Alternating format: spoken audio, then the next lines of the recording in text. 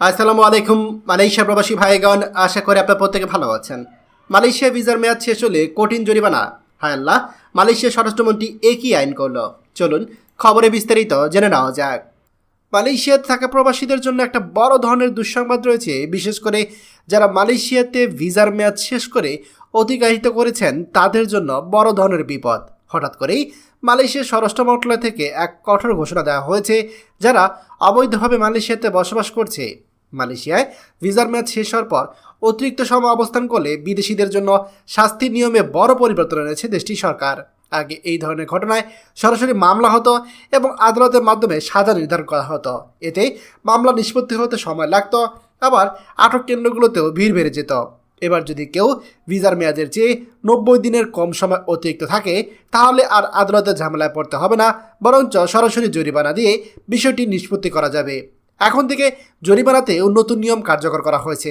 সেখানে বলা হয়েছে 1 থেকে 30 দিন অতিরিক্ত থাকলে প্রতিদিনের জন্য 30 রিঙ্গিত করে জরিমানা দিতে হবে। সর্বোচ্চ জরিমানা হবে 900 রিঙ্গিত। এছাড়া 31 দিন থেকে 60 দিন অতিরিক্ত থাকলে সরাসরি 1000 রিঙ্গিত জরিমানা।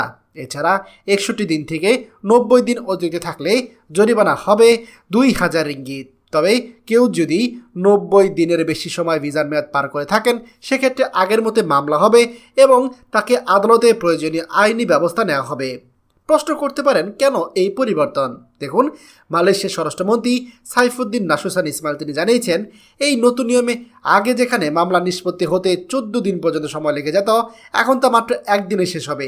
এতে বিদেশিদের ঝামেলা কমবে এবং ইমিগ্রেশন আটক কেন্দ্রগুলোতেও ভিড় অনেকটা হ্রাস পাবে। পাশাপাশি মালয়েশিয়ার সরকারও কিন্তু অনেক বেশি ইনকাম বাড়বে।